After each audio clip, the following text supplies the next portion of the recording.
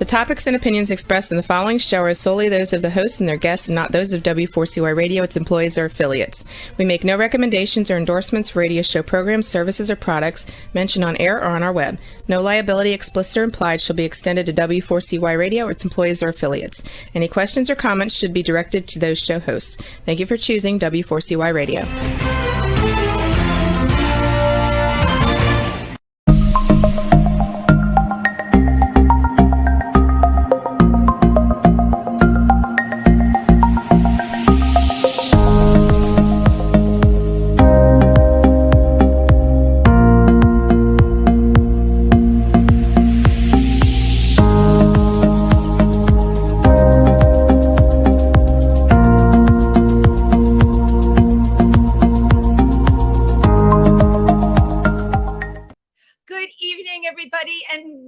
To Triversity Talk.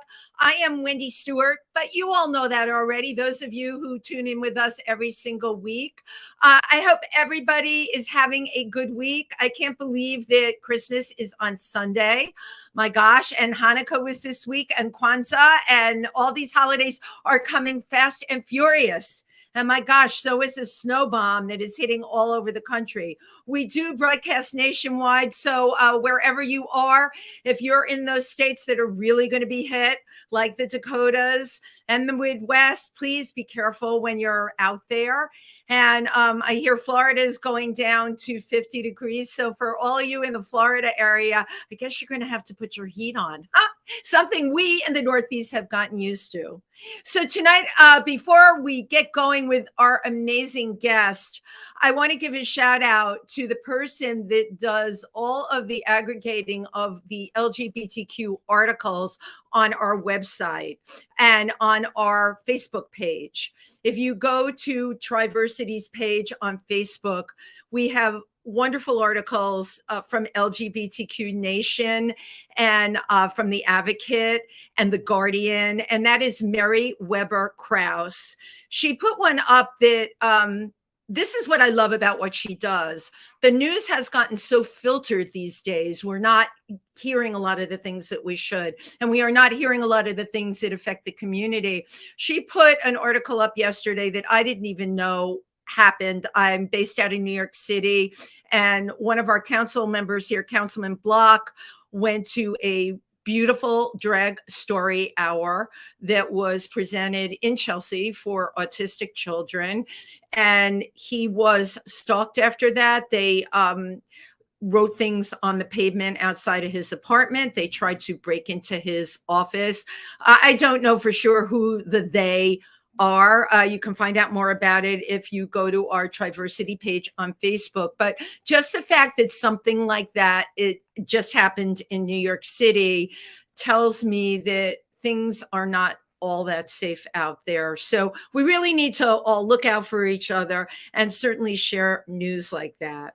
Now, I mentioned that we have a snow bomb coming to the United States right now.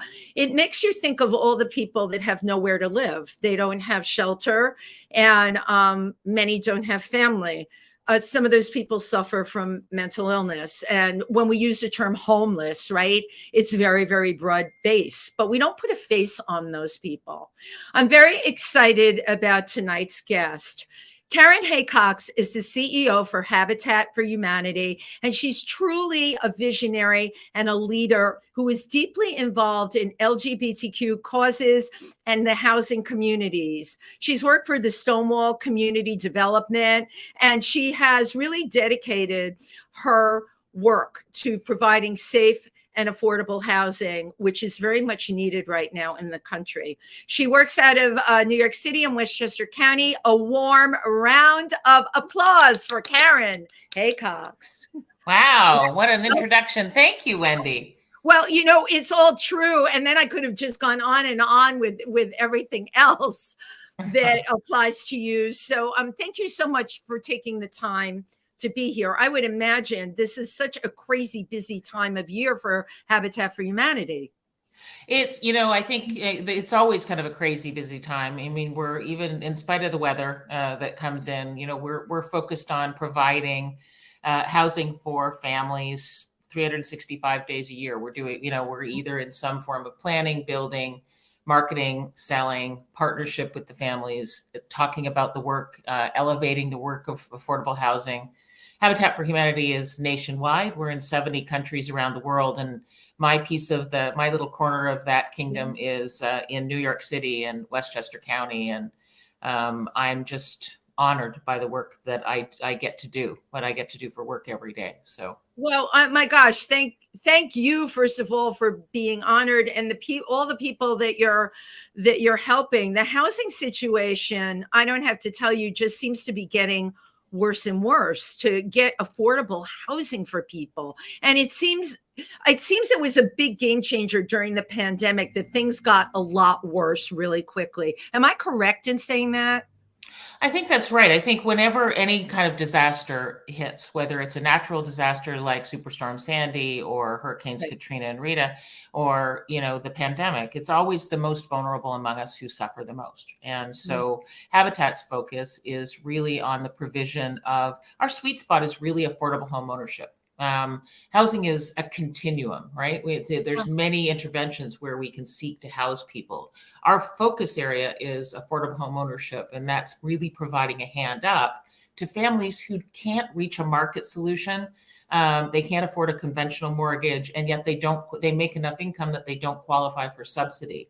So It's kind of a sweet spot. And where we work is at the crosshairs of decades of racist housing policy, unjust housing policies, et cetera, that have really marginalized primarily people who identify as people of color, from and keeping them out of the affordable home ownership market. Home ownership is our focus area in New York City. We do seek to really elevate other communities. We have a project on our books, for instance, that is very near and dear to my heart, which will be home to more than 122 LGBTQ seniors, including some formerly homeless seniors. And so we try, I believe fervently in an organization like Habitat for Humanity. We're very, I mean this as modestly as possible. We're fairly well known, and I think to whom much is afforded, much is expected. And so we try and do as much as we can with everything that we have to elevate the cause of housing in our market. So you're 100% right. But I can't help thinking, the housing crisis, right? The homeless crisis. You must be inundated with families, people, and I want to get to LGBTQ seniors because that's a whole different category unto itself. How do you decide? You must have many more applications than the ability to get housing for all these people. Yeah, I like to say the story about Habitat for Humanity is, if you've seen one Habitat for Humanity, you've seen one Habitat for Humanity. So when we think of it, we think of a traditional model. Some of my colleagues in smaller markets, nothing we do is simple, but it's a little more clear cut around how a family can apply right directly with the Habitat affiliate and end up in a home. In New York City, we're very partnered with New York City and the Housing Preservation and Development Department at the city. We're very well supported by the state and their housing programs. So with that funding comes a little more complexity as to how you apply for housing. There's a housing portal at the city where anybody in New York City and the 5 boroughs of New York City can actually make application for affordable housing, whether it's rental, whether it's affordable home ownership. Our programs fit in that portal. And so what we do is we spend a lot of time on grassroots marketing in and around the neighborhoods where we're building to allow people who live in those neighborhoods to make application through the portal and qualify for housing in New York City. It's a partnership model. So that's the thing that we stand behind our slogan, which is really a hand up, not a handout. So the families that we partner with are part of that process and repay a low interest mortgage so that money can then cycle and help to fund future housing. It is really incredible work and very much needed. LGBTQ seniors, I've had this discussion with people. They're your standard assisted living or nursing home or where elder care is given. It's not LGBTQ oriented. So what happens to somebody? Is there something being developed? Is there housing being developed for someone that is LGBTQ?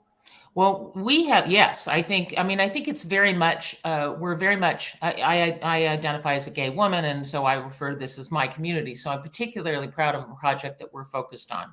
And when you think about the senior population, particularly low income seniors and particularly homeless seniors, and it does happen, it's terrible, heart wrenching, heartbreaking. Um, and then you think about people who have lived as LGBTQ in the LGBTQ communities all of their lives. Their And life.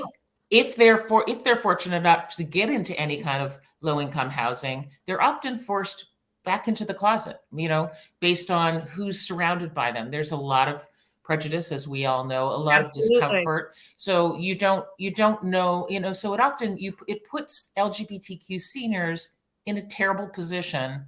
They need the housing, they need the roof over their head, they have little or no choice about where they are, and now they're being mistreated by their neighbors or by others in the community. Well, So just ostracize the ability, what the sense of community is, right? yeah, And then all of a sudden you're put into housing, you need a roof over your head, but there's nobody there that you have anything at all in common with, no history, no connection on an emotional level or any kind of level. imagine how that feels. So and It's you're really isolating. so. Listen, this is new for Habitat for Humanity, and I'm really proud of the work that we're doing to try and get this building up and so that it will become home. But there are other organizations in our city that do this work. Sage, you're probably familiar I'm with. very familiar with They've wonderful. developed two major multifamily LGBTQ senior developments in our city. We're working very closely with our partners, Penrose. They've developed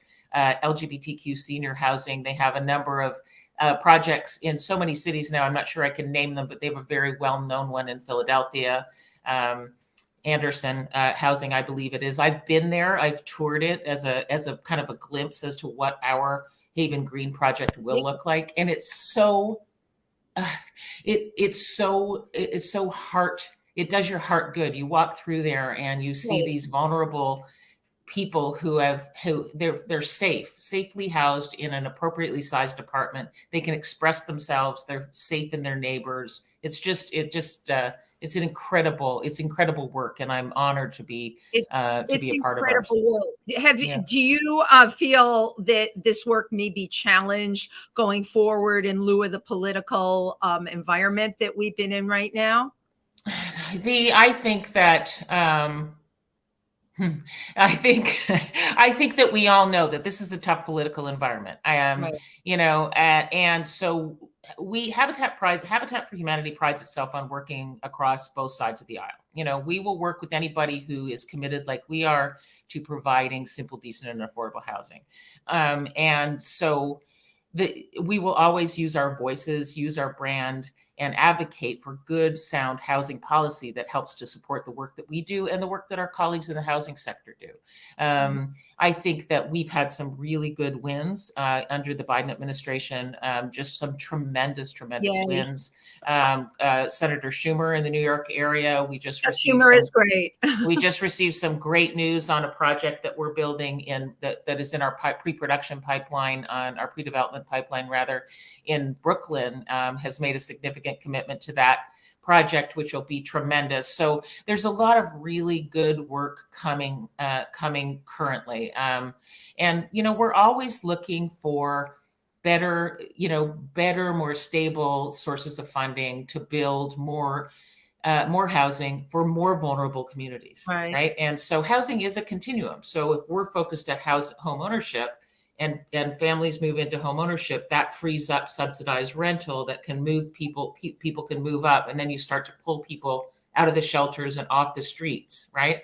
So we think of it really as a continuum, and we try and do our It's part. almost like dominoes, right? It's Yeah. like, and I, when you were talking continuum, in my head, I was trying to think what you meant. And now that you have given that example, that is exactly what it is. The goal being to get people out of the shelters. Yeah, think about the role that home plays for all of us. I Oh mean, my we all gosh. have complex stories about home, but when you think about, there's nothing that makes me sort of smile more than when people say to me, "Oh, I love the work that you do, Karen, but I support educational causes, or I support health causes, or That's I great. support art, or I support children's causes, or I support, health, or anything. And so much of that starts right with where we call home. And Right. these it's especially in high cost, densely populated markets. These families and these individuals are forced into unconscionable choices where they're sharing, because of the high cost, they're sharing cramped Easy. spaces with people they Right. don't know. Sometimes it's unsafe. The dwellings are unsafe. They're unhealthy. They're incredible distances away from where they make their living. So it's just it's a very complex topic, and one that I have been very blessed to spend a good deal of my career focused on, and also getting to see the results. And in my head, I've got a litany I of think these faces and places, right? being able to see those results is, is also everything. I know you started out in film and TV production. I This, did. this is like, a right turn path somewhere along the way. And that's quite a story unto itself. The world of TV and film production is everybody's happy, everybody's beautiful, um, especially in commercials, right? No one's homeless in a commercial. Everyone looks great. Oh, they have Right. gorgeous cars too, but it's the fantasy. So you went from a world where, and I'm not putting it down, I spend time in that world, I earn my living in that world, but it is a fantasy. And then I think of what you do now, and I think of my friends who are rent stabilized of a certain age, and they're freaked out because they're artists and they could lose their apartments at any time. Right. So this is something people are really being forced to deal with on such a huge level nowadays. How did you go from where you started in Canada to where you are now? Yeah, it's an interesting. Enough time for all of it. Yeah, exactly. The Karen Haycox, the miniseries. So the Part one. yeah, exactly.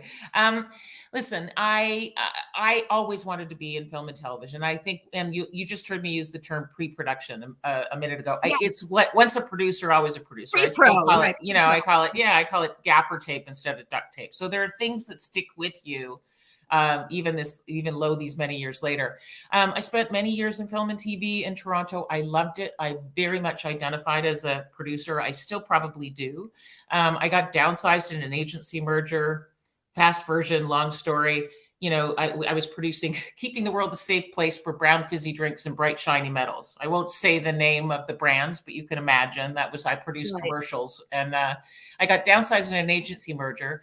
And so through a circuitous turn, ended up doing executive recruitment. I love this part of the story because a friend of a friend said to me, all I know about you, Karen, is, in film and television, all you talk about is putting the right people and resources against a project. I want you to consider, as an alternative, come and do executive recruitment for me and find the right people for a business. So I ended up doing some recruiting.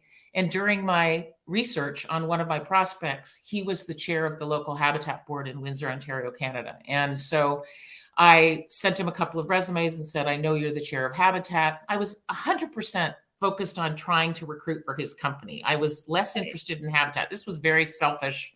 It was business oriented of me. I wanted to recruit for him. Because he was the chair of the local Habitat, I saw this one resume come in and I thought, I'm going to try, right? They ended up hiring the resume, and when he went to when they made the hire, when they wanted to make the offer, I said, well, we'll waive our recruitment fee because we're happy to help the community. Again, selfishly looking beyond that to his corporate stuff. And he said, no. He said, we're going to pay the finder's fee. But he said, Karen, I really want you to consider being on the board of my local Habitat. And that's how it started in 1999. And I have been since.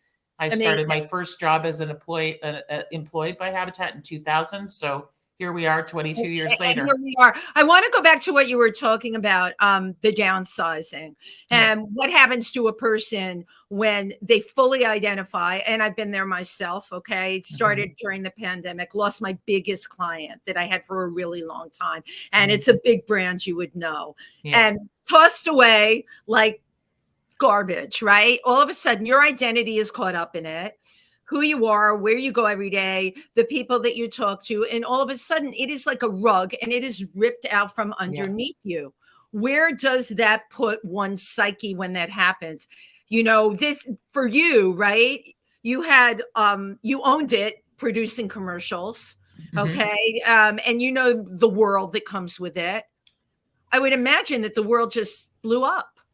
Yeah, you have some dark days, right? It's You like have if my life is over. I was 30 something years old and I thought everything that I ever wanted to be was wrapped up. My identity was wrapped up in what I did for work. And you know, so I don't want to downplay it. It was a really dark time in my life, and I just couldn't find my way out of it. I credit, you know, the people that were around me, my friends that just kind of kept me going. And I you had think, friends that and kept you afloat. and I think, you know, I had this sort of mantra that came to me around just take the next right step. And sometimes the next right step is just getting up in the morning and brushing your teeth and you That's know, the hard. That can washing the sometimes dishes. Yeah. getting out of bed and doing that, right? When you had everything that you worked for, what you aspired to, something that you had focused on, right? You were so encompassed in this world. Yeah. All right. In some ways in some What are ways you it's taken saying? in some ways it's just saying yes. You know, I think about getting this job as a professional recruiter. I can remember so clearly driving out of Toronto and thinking, I will be right back. Like I have no clue why I'm taking this. But I need, I mean, this paying the rent is a big Yeah. serious driver, right? But I think it was just, you know, a friend of mine used to say, what are you waiting for? Like a burning bush, just do the thing. You know, Right. if it's offered, take it. If you hate Right. it, you don't have to stay. You're not signing on for life. And so I just sort of I took this opportunity 100% believing it was short term. And Right. it turned out to be, honestly, Wendy, It's your it new was path. changed. It started me into the road. Everything that I imagined I would love and enjoy, like sort of the celebrity pizzazzy kind of stuff.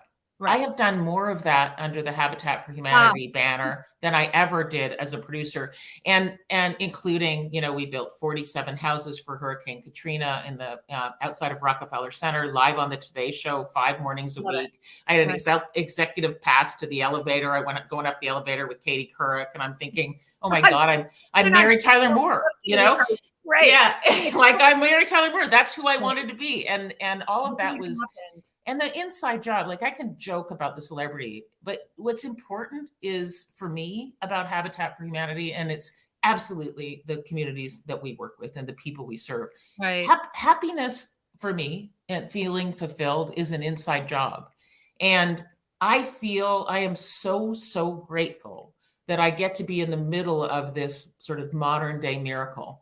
It That is. I It is a miracle. I'm Yeah, really glad that you yeah, called it that because it is a miracle. yeah, yeah. Well, So that- it's very rewarding. So, you know, if you're out there and you can't find your footing and you're waiting for the next big gig, you know, I think the my best guidance is what my friend told me. Just take the gig, take the thing, take the job, try it out. You don't know, you know, do the next right step. You don't know where that will lead. I could never have dreamed that I would end up with Habitat and that I would feel as fulfilled by it as I did as a producer. So Right. And you're talking also, you had to uproot from Toronto. So you had to leave your comfort. You know, there's a lot to be said about being able to leave your comfort zone. I'm yeah, not great at that, by the way. I've been in the same apartment in New York City for 22 years. And I'm I'm pretty living good at that. on the weekend for 22. I'm not good at that. I personally am working more on upsetting my apple cart a little bit, you Yeah. know, and with what your friend said, you don't wait for the burning bush. You don't wait for the burning bush. Just take this, take the thing, try the thing. Let's see where it leads, right? Follow the trail of breadcrumbs, see where it Right, leads. right. Right, the Hansel and Gretel trail of breadcrumbs. Now, did you have this tenacity to your personality growing up? Wait, you know, if my mom and dad were still around, they probably would say yes, you know. And I used to say to them all the time, you know, you raised me. I don't know, but certainly I was an only child. Does that help? So I felt very I was probably significantly precocious. I just always my parents I always knew that I was loved. I very fortunate. And they gave me they didn't always buy into my choices. They didn't always support my choices, but they really truly loved me. I knew that. And I think there's power in that. And I recognize there's privilege in that not everybody, specifically in my community, they have complex familial relationships, right? But I knew my parents loved me. And so I think they gave me a voice, they gave me a seat at the table. I was dragged around with them, as only children often are, into adult scenarios. So I was I have always a child, and that's what we've done with ours. So she's a Yeah. very old person at 30 even. I credit my parents. I used to think, when I got involved in nonprofit work, people would say, how did you come to this work? And at first I don't know that I really saw the fullness of the story, but when I think about my mom and dad, they got involved in Special Olympics when it came to my town. They belonged to community civic groups. We were doing, sort of Christmas events and food banks. And so you grew up with that sense of advocacy and trying to help people. Yeah, exactly. And it took me a while to actually see the fullness of how the seeds that they'd planted. Right. And super, super grateful. But it's funny. I listened to one interview where you said you didn't say you want to be an actress. You were going to be a movie star. Oh yeah. Oh yeah.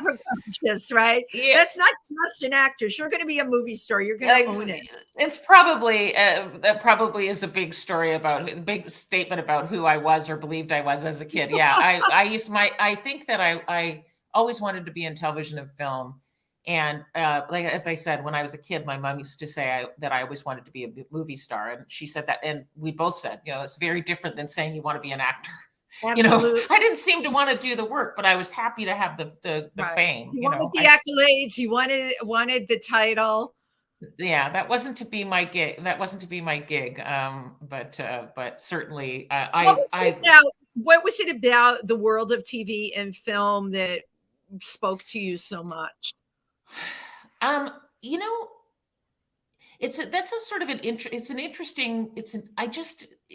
interesting thought. I think when I think about some of the projects that I've done, I used to liken it to perpetual school, because I was a producer often on some documentaries. I did some second unit stuff. Yeah. So there's a perpetual learning component to that, totally making this up, but if I'm doing a video on how to fix a lawnmower engine, there's a learning component to that, as if I'm doing a video or a documentary on, on a science, some piece of science or nature or something. There's considerable learning that goes with that, which I absolutely loved. I think, and it gives you a comfort level in traveling, to be seated at the table with whoever is there. And I think that has really served me well. I mean, I have been afforded many privileges in this position. I've sat at the table with former presidents and with music stars and movie stars and people who make less than $2 a day. And really, such a big range of people. But we're all more. I really believe in my core, and this is hard to hold on to in this current political environment.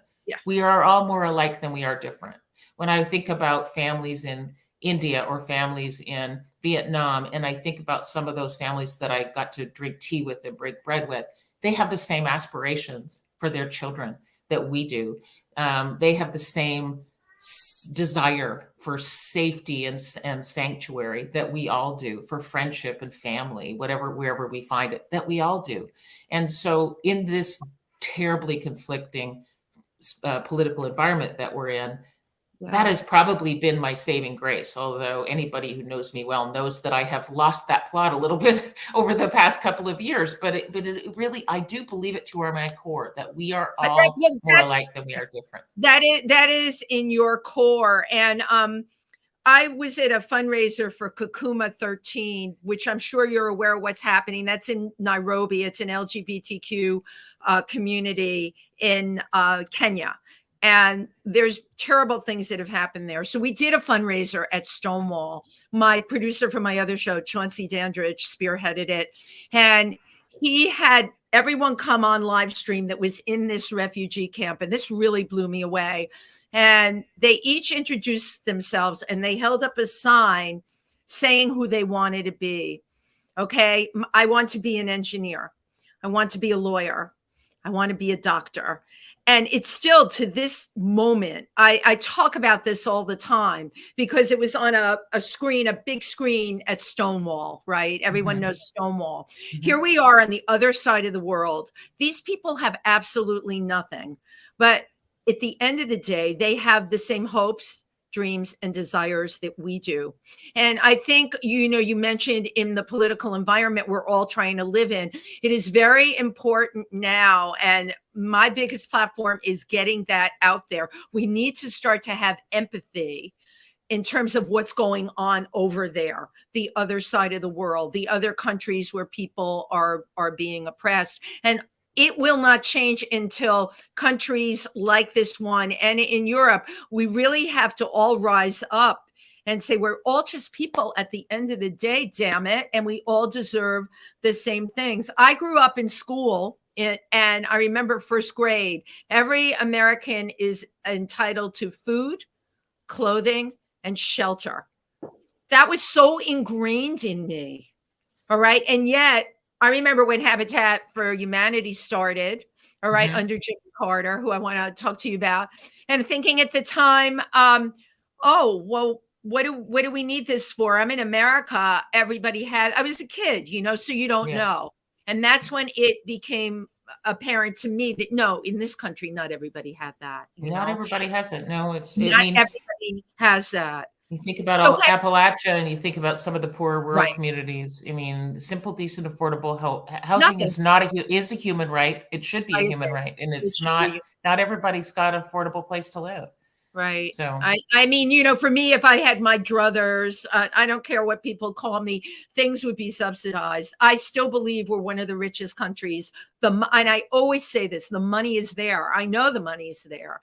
And I know the amount of people I know living in New York that don't dip into their pockets. And trust me, they've got millions of dollars and they do so little for charity. How do you put your head on a pillow at night? I mean, the thing that has worked for you so well, you love seeing the outcome. How amazing, Karen, that you're able to do what you do. All right. And you get to see an end product yeah, where you've actually changed someone's life. That's huge. it's happiness is an inside job, and the if you're on the days when I have struggled for whatever reason in my life, the things that We all, I don't want to sound like I'm some kind of guru. I'm not, but you're a I will human tell being. you, that on the days when I struggle the most, what I know to be true is that you reach out and hand a hand to help somebody else, and it helps you. And I, that's the secret, I believe, to happiness and to a good and fulfilling life. And I often say that I sometimes say that the God of my understanding understands that I need to be right in the middle of it. Like I know to my core that you can work at McDonald's and make a difference in the lives of everybody you touch. I know that we can all do that. And I always say, but the God of my understanding puts me in the middle, the higher power that I subscribe to puts me right in the middle of it. So lest I should miss it. And Habitat provides me, and the work that I do at Rainbow Railroad, which of course we're going to talk about, yes. provides me with that. I cannot miss it. I am right in the thick of it. And that helps on dark days, certainly when they Right. come. And I guess in terms of living your truth, you've been put there. And if you believe in a higher power, as I do, then you know that you're doing exactly the work you're supposed to be Yeah, doing. you just take the next right step, you take the Next right next right step. step, right? Rainbow Railroad. Right.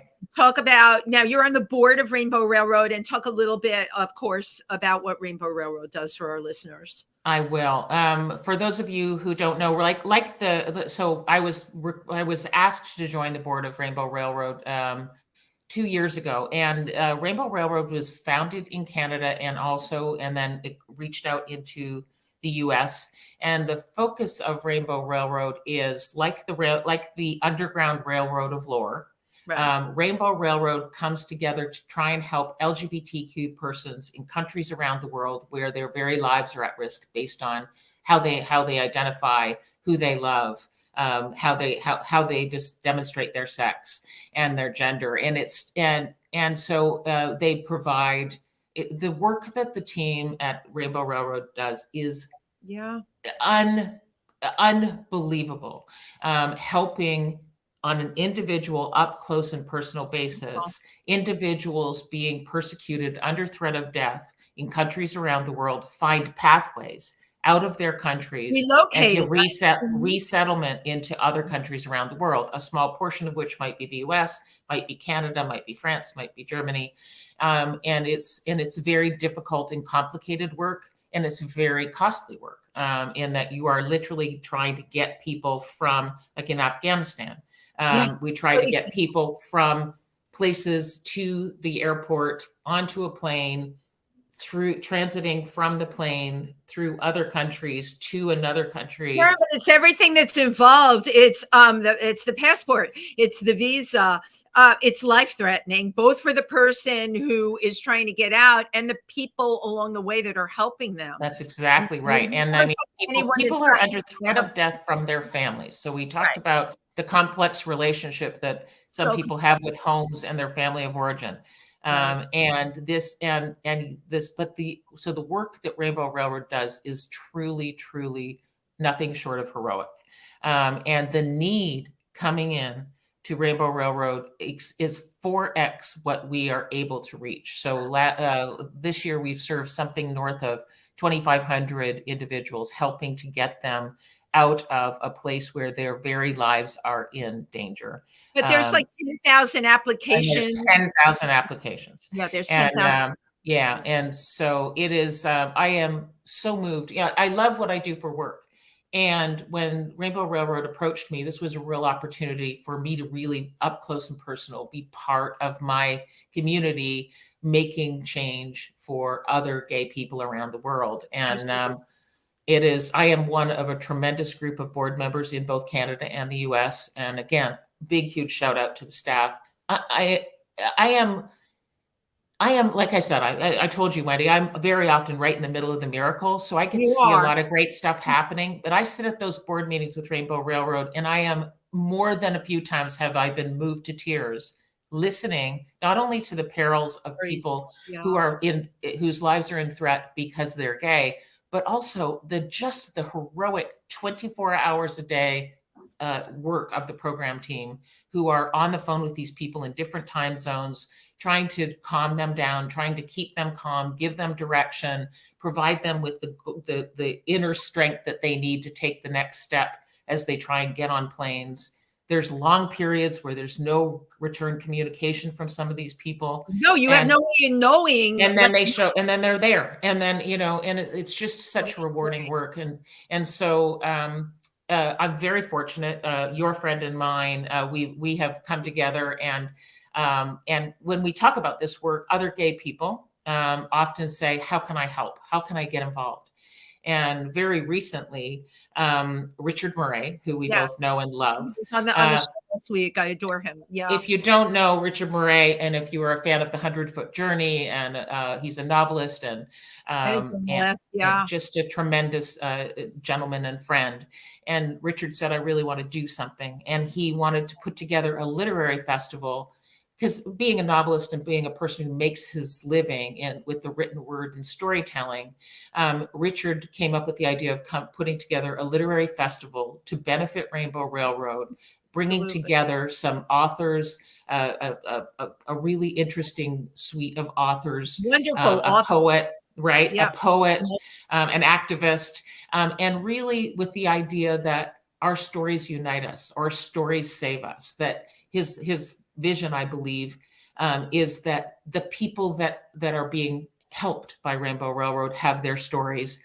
The people who are going to be speaking at this literary festival have their stories, and that we're all, again, our stories save us. And so again, I think it's a little bit of an extension of that philosophy that we're all more alike than we're different, But by having those stories told, I think that the thing that hit me about this festival is not only getting the stories out there. I really believe in the power of celebrity. By that, I mean, when Angelina Jolie did anything, you heard about it, okay? At whatever organization she was working with, or any of the big celebrities, Sharon Stone, when AIDS, all the money she was able to raise, Rainbow Railroad, and I'm very much aware of so many organizations. I had heard about them a little bit, but I want to hear about them a lot of bit. I want to be out there and talk to people in all the organizations I know in New York. And there's so many that I know. There's some I'm involved with. You want it to become a household name, and you want it to become a household name everywhere. And I do believe by having a very high profile festival in a place like New York City, we'll really start to get the word out. Again, Karen, you know, when there was so much persecution going on in places like Iraq, all right, any of the Middle Eastern countries, there were things I was getting, Jamaica. You know, yeah, you start getting these things in, how these terrible things that are happening to people, and the LGBTQ organizations that I know, the people I know, they're like, well, what can we do? They didn't know anything to do. We didn't. You read this stuff, and it's so horrific that a person can be stoned to death, and even just horrific stuff. But we don't know how to help. I think one of the greatest things is now, through this festival and raising awareness, creating that pathway. You talk about the pathway. You talk about taking the right turn, creating the pathway for other people to join on, to know that, yes, there is something you can do. But they can't do anything unless they know about the plight of the people that are involved in that. It's right. That's right. And, you know, I hadn't, until they approached me to be on the board, I hadn't heard about Rainbow Railroad either. And so I did my research, and there have been great stories. Great stories. 60 Minutes picked up a story 10 years ago. It was a volunteer. It was started by a group of volunteers in Canada. And so they picked that story up. They revisited the story. But, you know, listen, it's a busy news environment that we're in. And so what we know that this literary festival will do is help to elevate awareness of Rainbow Railroad. It'll help to elevate the awareness and the plight that our gay brothers and sisters, and LGBT and trans brothers and sisters around the world are facing every day, just by virtue of the fact that they are drawing breath. In some of these countries, they're at risk of death from their families, from their communities. And so to know that there is a lifeline, that there is a mechanism that will help them to find a pathway out. So I'm really excited about what this event will do to help elevate that story, specifically to the authors and the poets and who are going to join us. I'm really excited to hear their stories as well. Oh, yeah, absolutely. How do you have all this energy to work on all of this stuff when many people can only do an inkling of what's your secret? I think the secret, I think the secret is that it's an inside job, you know, that when like I said, if you want to feel better on the inside, do something for somebody else. Does that make, I like to call that small s selfish. It's like small s selfish. I do this work, this chosen work for my work, and this work as part of my passion outside of Habitat, because it's an inside job. It makes me feel good. It fills me up. It helps me to feel connected to the world outside of me by doing something that serves somebody else. Right. It leaves an impact. You know, we all want to make some kind of lasting impact on the world that we live in. And well, honestly, I'm going to stop you on that one, because we tend to think, those of us that want to do and want to make that impact, we tend to think other people are that way. And the hard pill that I've had to swallow is not everybody is that way. Well, lucky us. Right. They don't get the secret. The secret is right. And I have found, like, especially in the last 2 years, I had a woman on my show this afternoon, Laurie Tower, same type of person. We've become like magnets. What's happened to me during the pandemic is I've become like this magnet, attracting all like-minded people, but not only like-minded, they are frustrated by what's happening in the world, and they want to do something. I want to do something. I do these podcasts because my strong suit is talking, interviewing, and getting the word out. I love the literacy festival, the literary festival that you're doing for Rainbow Railroad. Why do I love that? Because it's going to let people know, because people are going to come that night. They're going to network with each other.